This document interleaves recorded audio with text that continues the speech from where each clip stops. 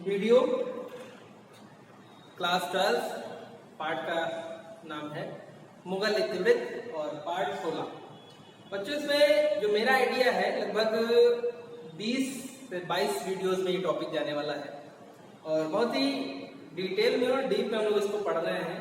तो एक कॉन्सेप्ट और एक विचारधारा विकसित हो जानी चाहिए और इसके पीछे जो मेरा उद्देश्य है जो मैं बताना चाहता हूँ आप लोगों को कि हम लोग पढ़ते हैं तो कुछ टॉपिक ऐसे होते हैं जो वो तुरंत मिलते हैं उसके बाद उनका कोई यूज नहीं होता। ये ऐसे टॉपिक हैं कि अगर आज 12th स्टैंडर्ड में 11th स्टैंडर्ड में 10th स्टैंडर्ड में अगर आज आपने इसका कॉन्सेप्ट समझ लिया, एक जो मैक्सिमम वाइट यानी मैक्सिमम नियर पहुंच गए, नियर अबाउट पहुंच गए इसकी रियलिटी के, तो आपको इन फ्यूचर जब भी जरूरत पड़ेगी तो आपको समझने में दिक्कत नहीं होगी। इसलिए मैं सोच रहा हूँ कि अभी से आप जैसा पढ़ें वो ऐसा पढ़ें कि कभी भी आपको बदला हुआ स्वरूप नजर ना आए। ये ना लगे कि अरे हमने इंटर में पढ़ा था तो बहुत छोटे स्तर पे पढ़ा था, वो हमको समझ में नहीं आ रहा। हाँ, मैंने वीडियोस बनाई है, उसमें आपको शॉर्ट में भी मिल जाएगा, आपको जितना जरूरत पड़े उतना पढ़िए। लेकिन मेरा मानना है कि कल नहीं आज से सही, आपको कल से डिटेल स्टडी करनी है, उसके लिए जरूरी कि आप आज से शुरू कीजिए, कल आपके लिए मुसीबत नहीं बनेगी। ठीक है, तो आइए फिर से देखते हैं टॉपिक नंबर 16। कुछ बच्चे अगर परेशान हो रहे हैं, बोर हो रहे हैं तो बता सकते हैं। ठीक, मैं थोड़ा सा शॉर्ट कर दूंगा, हालांकि इरादा तो मेरा नहीं है, आप लोग कहिएगा भी नहीं कि शॉर्ट करके चलिए, क्योंकि समय है। ऑनलाइन क्लासेस में समय की कोई बाध्यता नहीं है, आराम से हम लोग कर सकते हैं। और एक सबसे बड़ी बात यह है कि आपके पास 10 वीडियो हैं और आप देखना चाहते हैं तो आप देख सकते हैं, कोई रोक टोक नहीं है। ठीक, आप YouTube पे जाइए, खोलिए, ओपन करिए, देखिए, निश्चिंत होकर देखिए, कोई बाउंडेशन नहीं कि आपकी छुट्टी का समय हो गया या आपकी दूसरी बेल लग गई, कोई जरूरत नहीं। पढ़ने का मतलब वास्तविक पढ़ाई तो इसी समय हो रही मुझे लग रहा है कि जो जितना ज्यादा पढ़ना चाहे उतना ज्यादा पढ़ ले, कोई रोक टोक नहीं। फिलहाल मेरे सब्जेक्ट मैं बता रहा हूँ, बाकी और विषय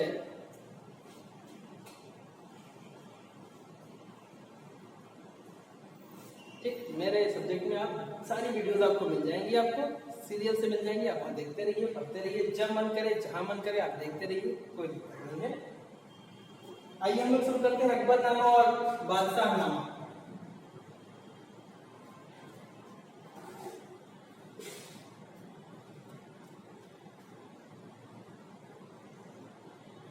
अकबरनामा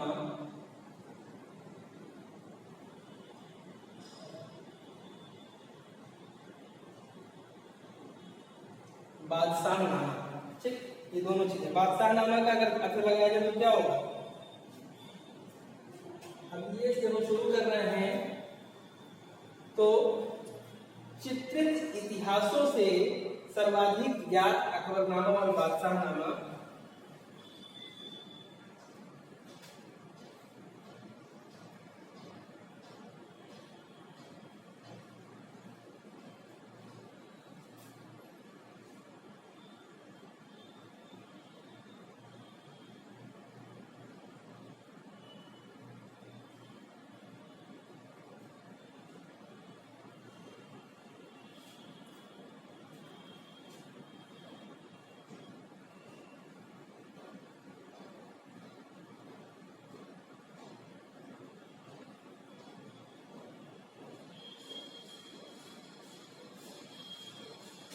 बादशाहनामा यानी राजा का इतिहास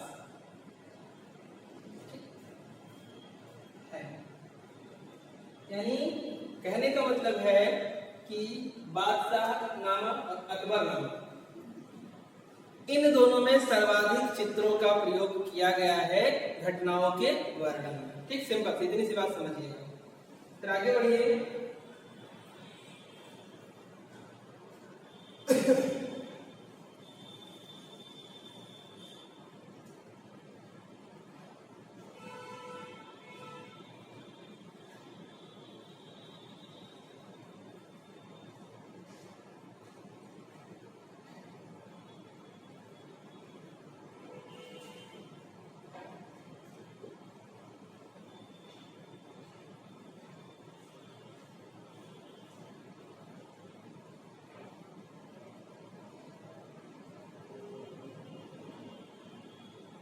देखिए यहाँ क्या है कि इन पाठ्यपुस्तकों पर प्रत्येक में 150 से अधिक चित्रों का प्रयोग मिलता है। प्रत्येक में मतलब आप बता दें, ये प्रत्येक इसलिए है क्योंकि इसके 3 भाग, इसके 3 भाग हैं।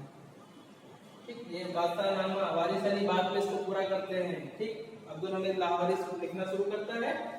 ठीक, इनका जो है अब्दुल फजल का सी से था, अब्दुल हमीद लाहौरी इसने बादशाहनामा शाहजहां के कहने पर लिखना शुरू किया था। जैसे अकबर का इतिहास लिखा गया था वैसे अपना लिखवाना चाहता था, लेकिन इसके 30 वर्षों में 20 वर्षों का इतिहास ही लिख पाया। 10 वर्षों का इतिहास जो बचा मृत्यु हो जाने के कारण वारिस अली ने उसको पूरा किया था। वो बात का मैटर हम लोग देख लेंगे। तो तीनों भाग हैं, दोनों में 3-3 भाग हैं।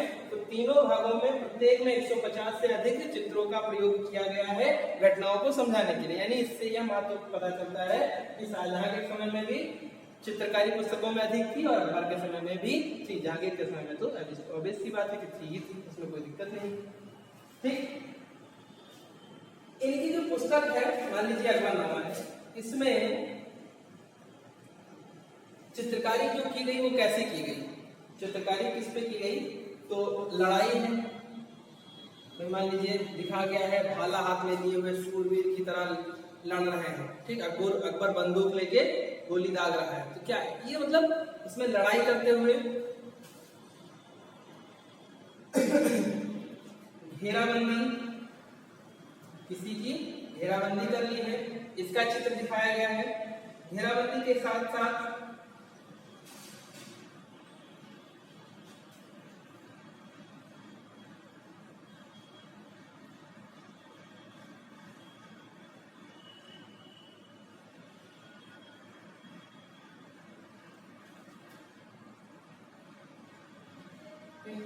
अब यहाँ जैसे एक प्रश्न उठता था कि अकबरनामा में अगर 3 भाग है, तीनों भागों में 150-50 औसत में लगभग चित्रों को प्रदर्शित किया गया है, घटनाओं को प्रस्तुत करने के लिए चित्रों का प्रयोग किया गया है, तो उनमें क्या दिखाया गया होगा? तो उसमें यही दिखाया गया है, लड़ाई करते हुए, घेराबंदी किए, शिकार करते हुए, इमारतों को दिखाया है, दरबारी दृश्यों के, दरबार में शासक बैठा हुआ है, सामंत बैठे हुए हैं या उसके मनसबदार बैठे हुए हैं, ये सब उसका क्रमवार दिखाया गया है। भव्यता को प्रकट किया गया पुस्तक के माध्यम से, ताकि जब लोग ये पढ़े कि अकबर का दरबार बड़ा ही भव्य लगता था, तो चित्र देखकर ये अंदाजा लगाएं कि हाँ वास्तव में कितना भव्य लगता था। ठीक, ये इमेजिनेशन क्रिएट होनी चाहिए। अब इसके बाद जब आगे पढ़ते हैं तो अकबरनामा सीधे सीधे हम आड़े हाथ लेंगे।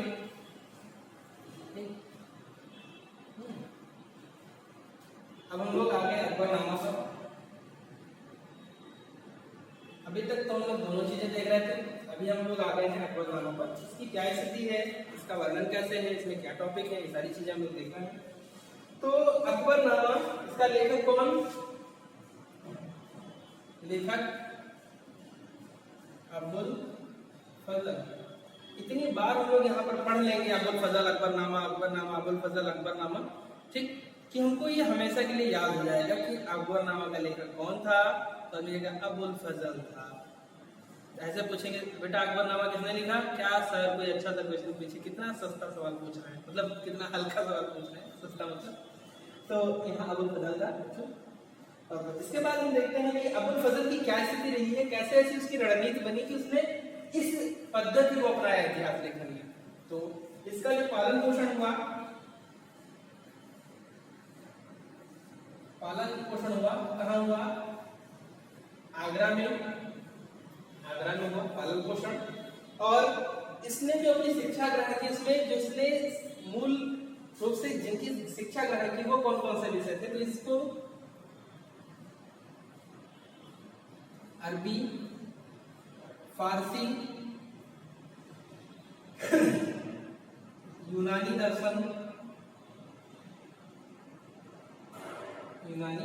दर्शन शास्त्र और सूफीवाद, क्योंकि आप लोग सूफी पहले पढ़ चुके हैं। ठीक, शेख सलीम चिश्ती, याहिया अहमद सरहिंदी, सबको ठीक, निजामुद्दीन औलिया अजमेर, ये सारी चीजें आप लोग देखते हैं। सूफीवाद तो यानी इसे अरबी, फारसी, यूनानी दर्शन और सूफीवाद का अच्छा ज्ञान था। ठीक, यानी कि इसकी भाषा पर भी पकड़ अच्छी है और दर्शन पर भी। और जिसकी भाषा पर और दर्शन पर पकड़ होती है तो एक उसका जो दृष्टिकोण होता है होता है दार्शनिकतावादी, दार्शनिकतावादी दृष्टिकोण। और इस दार्शनिकतावादी दृष्टिकोण पे 4 चांद लगा रहा है सूफीज्म, ठीक, जो कभी लड़ाई झगड़े की बात ही नहीं करता, सिंपल से कहता है हम तो बस ईश्वर में फना होने के लिए काम करते हैं, ये सारी चीजें। तो ये है इसकी जो प्रसिद्धि का कारण था, कैसे ये प्रसिद्ध हो गया और अकबर ने इसको कैसे अपना दरबारी इतिहासकार बना लिया, इसकी जो रूपरेखा है वो देखेंगे। तो इसकी प्रसिद्धि का विवाद था, प्रसिद्धि का कारण था विवादपूर्ण चिंतन।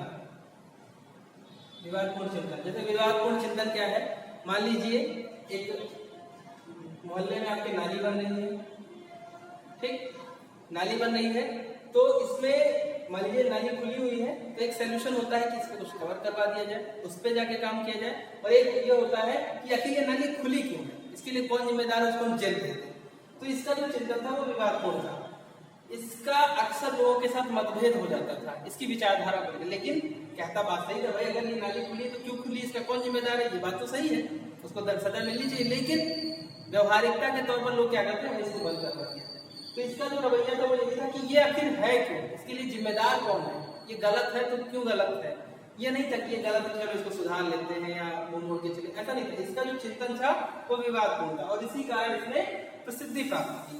और इसी प्रसिद्धि के कारण, और ये जो विवादपूर्ण चिंतन था वो किससे होगा भाई, सूफीवाद है, इस्लाम कट्टरता की बात करता है, सूफीज्म जो है वो केवल ईश्वर में फना की बात करता है, सोचता है कोई भी माध्यम में कोई दिक्कत नहीं। तो विवाद भी होगा वो किससे होगा, अगर ये इसको मानता है और इनके सिद्धांत इस्लाम के सिद्धांतों से थोड़े से अलग हैं, इनका पैरामीटर इनसे नहीं मिलता है, जिनका विवाद जो होगा वो इस्लाम से होगा। तो इसका जो विवादपूर्ण चिंतन था या विवाद की स्थिति जो बनी रहती थी वो होती थी उलेमा वर्ग से। और यहाँ पर स्पष्ट हो रहा है ना, उलेमा वर्ग से इसका विवादपूर्ण चिंतन के कारण विवाद बना रहता था और ये हमेशा उलेमा के खिलाफ ही बात करने लगा। चित्रकला उलेमा नहीं मानते थे कि गलत है, उसने अकबरनामे में बाकायदा उसका प्रयोग करके दिखा दिया कि मैं करूंगा, ठीक। तो इसका मतलब एक दो ध्रुवों की बात हो रही है, एक उलेमा वर्ग को नहीं मान के अपने सूफीज्म और अपनी दार्शनिकता के आधार पर वास्तविक कसौटी पर अपने काम कर रहा है, दूसरा ये जो है ये धार्मिक प्रक्रियाओं के अंतर्गत रहकर अपना काम करने का प्रयास करते हैं। तो इसकी जो प्रसिद्धि का कारण है वो उलेमा वर्ग से विवाद, और उस समय उलेमा वर्ग ही सर्वे सर्वा था। अच्छा, जो सबसे सर्वे सर्वा हो उससे आप लड़ाई कर लीजिए। मान लीजिए कि अभी आपके जिले के सुपरिटेंडेंट ऑफ पुलिस है, एसपी साहब हैं और भाई जिले में ताकतवर हैं, आप उनसे जाकर लड़ाई झगड़ा कर लीजिए, गाली गलौज कर लीजिए, तो क्या होगा, या तो आपको प्रसिद्धि मिल जाएगी या तो आपको जीवन भर के लिए जेल हो जाएगी। तो इसमें दोनों स्थितियां थी। तो ये इतना विद्वान था, इतना ताकतवर था कि इसको उलेमा वर्ग समाप्त तो नहीं कर सकते थे। और इसी कारण क्या हुआ कि इस प्रसिद्ध वर्ग से विवाद करने के कारण ये भी फेमस हो गया, ठीक। और इसके बाद अकबर ने इसको अपने दरबार में दरबारी इतिहासकार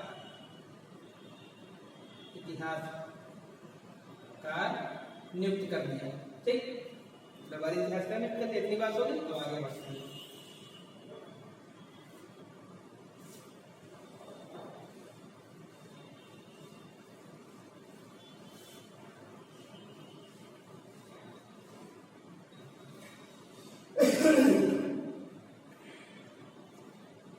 इसने अकबर के निर्देश पर, अकबर के शासक काल में है तो अकबर के निर्देश पर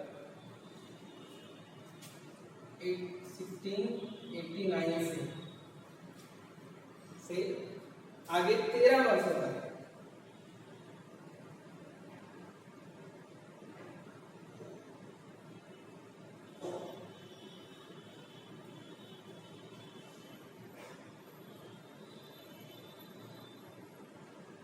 अकबर का 1689 से लेकर 13 वर्षों तक आगे शासन का इतिहास इसने लिखा। ये जो इतिहास लिखा इसको 3 भागों में बांटा। ये किसकी बात हो रही है, अकबरनामा है। अकबरनामा कितने पार्ट में है, 3 पार्ट में बटा है। किसने लिखा, इन्होंने लिखा। 1679 से लेके 89 से लेकर के 89 से लेकर आगे 13 वर्षों का इतिहास इसमें इसने लिखा हुआ है। 3 भागों में बांटा। पहला, दूसरा, तीसरा। इसमें आदम से लेकर अकबर तक का इतिहास। ठीक, बताया जाता है कि आदम और हव्वा दो लोग थे, ईश्वर की संतान थे, जिससे मानव की उत्पत्ति हुई, और मानव की उत्पत्ति हुई तो आगे जनरेशन बढ़ी, जनसंख्या बढ़ी, उसके साथ साथ लोग बढ़े, देश बसे, और देश बसने के बाद उसी देशों में एक बाबर का जन्म हुआ। बाबर के बाद अकबर, हुमायूं आया, अकबर आया। तो कहते हैं कि इसने आदम से लेकर, यानी उत्पत्ति से लेकर, मानव की उत्पत्ति से लेकर अकबर तक का इतिहास लिखा पहले पार्ट में। उसके बाद में इसने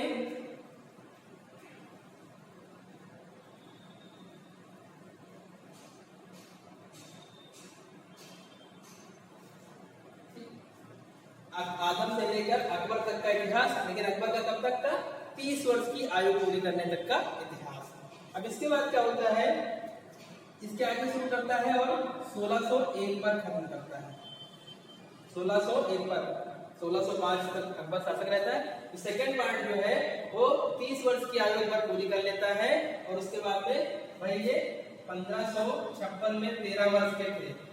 13 वर्ष के थे, यही है। यानी कि अगर हम 30 वर्ष देखते हैं, 30 वर्ष इनका अगर पूरा करवाते हैं तो हम पाते हैं, ठीक, ये हो गया इनकी आयु 30, समझ रहे हैं? यानी यहां से लेकर के प्लस 30 है, इतना समझ में आ रहा है? इस तक का इतिहास लिखते हैं।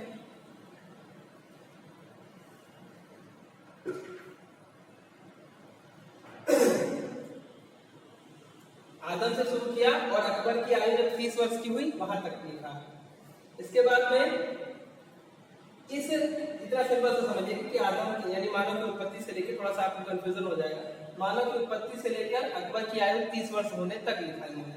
उसके बाद आगे से जब लिखना शुरू किया, यानी 31, जब इनकी एज 31 से लेकर के और 1601 ईस्वी तक का इतिहास इन्होंने सेकेंड पार्ट में लिखा, जो भी अकबर के साथ घटित हुआ। थर्ड पार्ट में हम देखेंगे कि ये है आइन ए अकबरी। ठीक, आइन ए अकबरी जो है, इसमें इसका संपूर्ण समावेश अकबर के बारे में प्रस्तुत किया इसने। इतना समझिए। 1602 ईस्वी में ही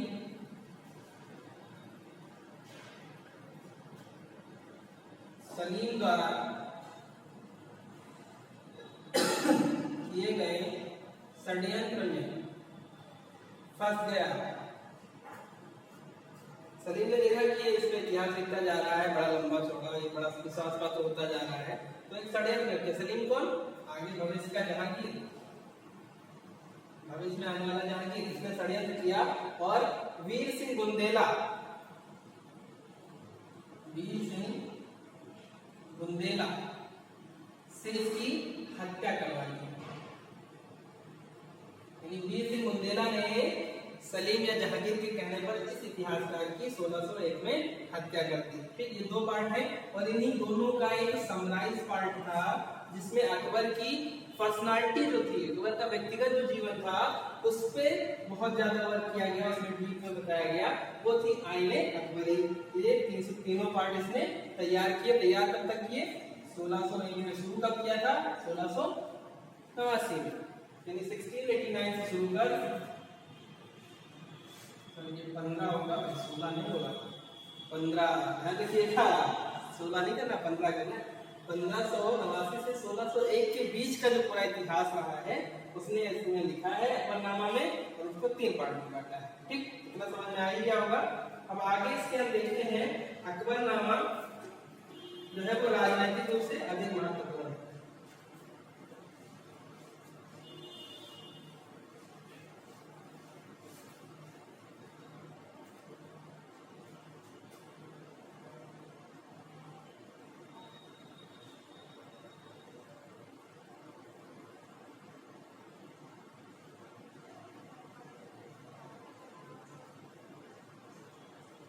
राजनीतिक दृष्टिकोण से अधिक महत्वपूर्ण है।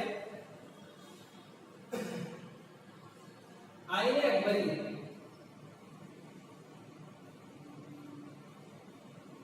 कभी कभी प्रश्न आ जाता है कि आईने अकबरी के बारे में आप क्या जानते हैं, टिप्पणी लिखिए, बहुत छोटी सी टिप्पणी लिखनी होती है। तो उसमें आप लिखेंगे कि साम्राज्य के हिंदुओं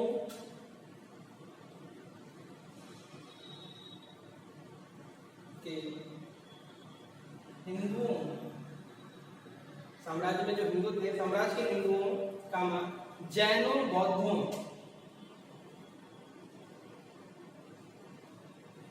यानी जैन जो थे, जैनों कामा बौद्धों यानी जो बौद्ध धर्म को मानने वाले थे, हिंदू जैन और बौद्ध, जैनों बौद्धों और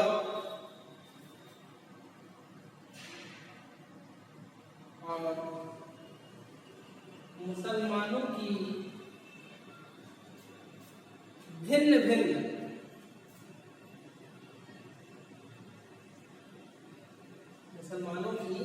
भिन्न भिन्न आबादी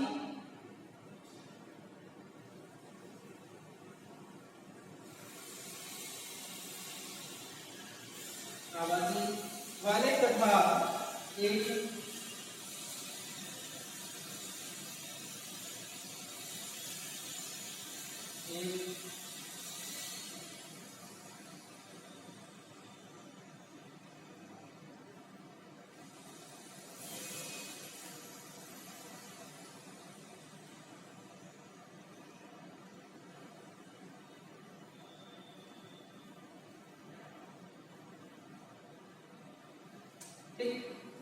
आयने अकबरी पर टिप्पणी लिखना है, जिसमें आप ये लिखेंगे कि आयने अकबरी के अंतर्गत मुगल साम्राज्य के हिंदुओं, जैनों और बौद्धों तथा मुसलमानों की भिन्न भिन्न आबादी वाले तथा एक मिश्रित संस्कृति वाले साम्राज्य के रूप में प्रस्तुतिकरण किया गया है। यानी आयने अकबरी में अबुल फजल भारत को हिंदू, जैन, बौद्ध तथा मुसलमानों की विविधतापूर्ण जो आबादी है, विविधतापूर्ण जो जनसंख्या है, उसके रूप में प्रस्तुत करता है भारत को आयने अकबरी। ठीक है, चलिए इसके आगे बढ़िए।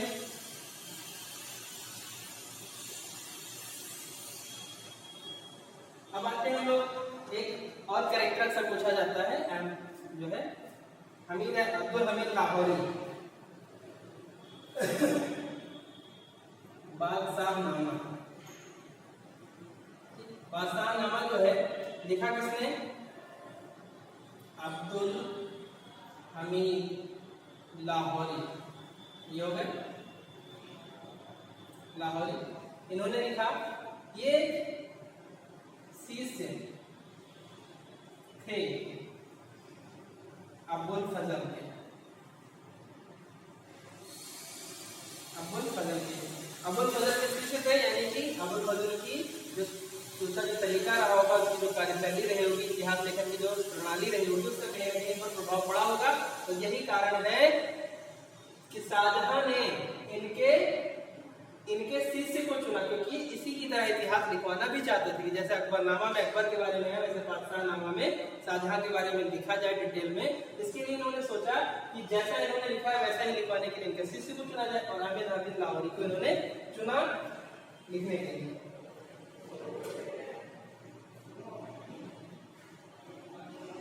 लेकिन इनकी मृत्यु बीच में ही हो गई, जिस कारण इसे पूर्ण करने का कार्य वारिस ने किया। जिसके कारण इसे पूर्ण करने गए, यानी कि बादशाहनामा अगर पूछा जाता है तो किसने लिखा? अब्दुल हमीद लाहौरी ने। और इसको अंतिम रूप किसने दिया? तो वो थे वारिस। ठीक, याद रखिएगा, वारिस ने इसको अंतिम रूप। हालांकि जब पूछा जाता है तो सीधे सीधे, ये थोड़ा सा डीप नॉलेज है, अंदर की बात है, मोस्टली नहीं पूछी जाती है। लेकिन अगर कोई पूछ ले कि किसने उसको पूरा किया था पूरी तरह से, तो वही। और दूसरी बात, किसी से पूछने के लिए भी है आपके पास एक अच्छा क्वेश्चन है कि आप उसको पूछ सकते हैं कि फाइनली इसको कंप्लीट किसने किया। ठीक, इसमें भी तीन भाग थे, पूरी तरह से अकबरनामा पर ही बेस्ड थी। अकबरनामा की तरह ही लिखाना चाहता था शाहजहां, इसलिए इसके तीन पार्ट थे।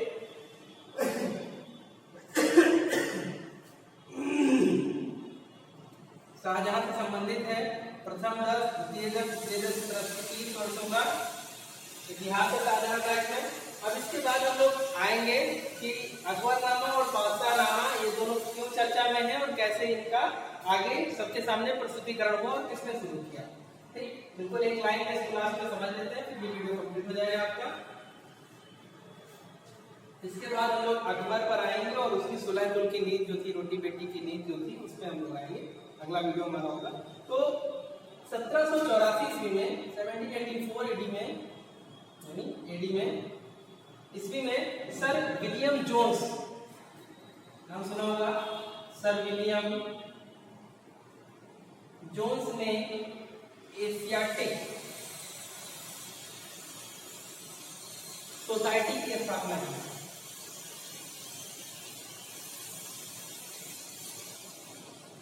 एशियाटिक सोसाइटी की स्थापना की। Asiatic Society of Bengal, Asiatic Society of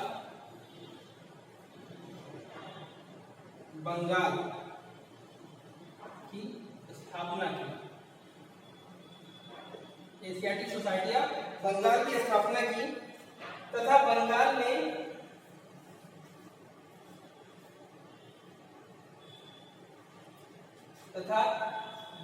में इन्होंने और इनकी संस्था ने मुगल कालीन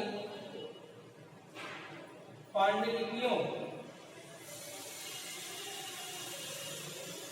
के प्रकाशन व अनुवाद की जिम्मेदारी ली।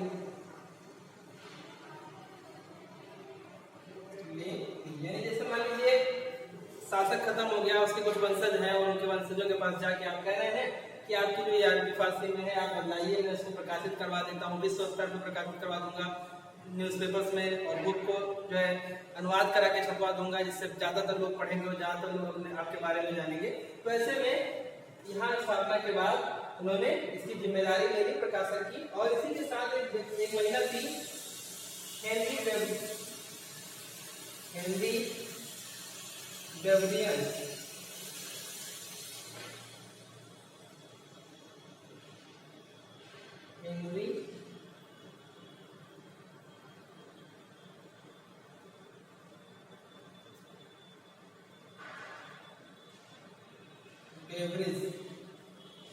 इन्होंने क्या किया कि अकबरनामा का अंग्रेजी में अनुवाद किया।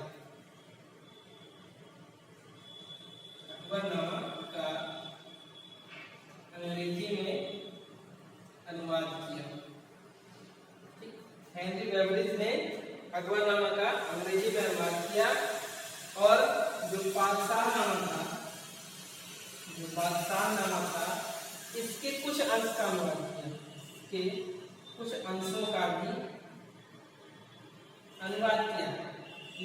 अभी अधिकांश अंश अभी भी प्रतीक्षारत हैं।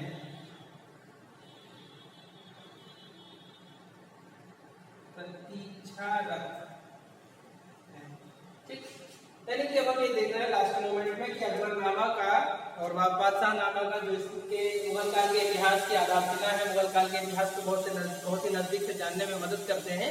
कैसे उनकी स्थिति में परिवर्तन आया, अंग्रेजों के प्रवेश के बाद अंग्रेजों ने कैसे उसको अपने हाथों में लिया, उसके संचालन को, उसके प्रकाशन को हाथों में ले लिया और अनुवाद कराया, जिससे पूरे समाज को उसके बारे में परिचित किया। और हम लोग जो है मूल टेक्स्ट नहीं पढ़ते, हम लोग अनुवादित चीजें पढ़ते हैं, तो कहीं ना कहीं ये भी प्रभाव रहता है कि अंग्रेजों ने कुछ चीजों को अपने हिसाब से जो वो समझ सकते थे, जिस स्तर से, उस स्तर से उन्होंने समझा होगा, तो उस तरह से उन्होंने लिखा भी है। और हेनरी बेवरिज जो उन्होंने बाबरनामा, तो इसमें एक प्रश्न आता है कि अकबरनामा का अनुवाद किसने किया? हेनरी बेवरिज ने किया। ठीक, ये बहुत ही महत्वपूर्ण प्रश्न है, अक्सर पूछा जा सकता है। एशियाटिक सोसाइटी ऑफ बंगाल की स्थापना विलियम जोन्स ने की। ठीक, सर विलियम जोन्स। तो इतना आप लोग समझिएगा। इसके बाद हम लोग अगले वीडियो में मिलेंगे, तो उसमें अकबर के बारे में पढ़ेंगे, उसकी सुलह कुल की नीति जो थी, जिसमें उसने बताया कि रोटी बेटी की नीति अपनाई। तो उसमें हम लोग थोड़ा सा कंट्राडिक्टिव मोड पे पढ़ेंगे, कंट्राडिक्शन भी है उसमें, कि अगर अकबर रोटी बेटी के रिश्ते को अपनाता था तो राजपूतों के परिवारों से अपना विवाह करके लाया, अपने पुत्र का विवाह करके लाया, लेकिन अपनी पुत्री या अपनी बहन का विवाह राजपूतों के साथ क्यों नहीं किया? तो इसमें कहीं ना कहीं उसकी एक पॉलिसी थी, एक डिप्लोमेसी थी कि अपनी रक्त की शुद्धता को बनाए रखा, क्योंकि मनु संहिता जो उसमें भी कहा गया है कि महिला की कोई जात नहीं होती, उसका विवाह जिस जाति में हो गया वो उस जाति की हो जाती है। तो इसीलिए हमको लग रहा है कि हम लोग जब बढ़ेंगे, डिटेल में आगे पढ़ेंगे, तो उसमें ये कॉन्सेप्ट निकल कर आएगा कि अकबर कहीं ना कहीं मुगल वंश में रक्त की शुद्धता को बनाता था या उसको मेंटेन करता था, अपने रेपुटेशन को, क्योंकि माना जाता है कि अगर हम अपनी लड़की का विवाह किसी के परिवार में कर रहे हैं तो थोड़ा सा हम उनसे न्यूट्रल है, यानी वो हमसे उच्च हो गए या ऊंचे हो गए। तो ऐसे उसने भी इस मानसिकता को समझा होगा। इसी कारण शायद मुगल काल की किसी भी महिला या किसी भी बालिका का विवाह किसी राजपूत या किसी अन्य के साथ कहीं पर भी नहीं मिलता है। तो ये सारी चीजें कंट्राडिक्टिव है थोड़ी सी, तो हम लोग इसको थोड़ा सा डीप में पढ़ेंगे समझते हुए, उसकी सुलह कुल की नीति और उसके पीछे का जो उसका छुपा हुआ मकसद है, दोनों पढ़ेंगे। ठीक है, थैंक यू। तो नेक्स्ट वीडियो हम लोग देखेंगे, पार्ट होगा वो 617।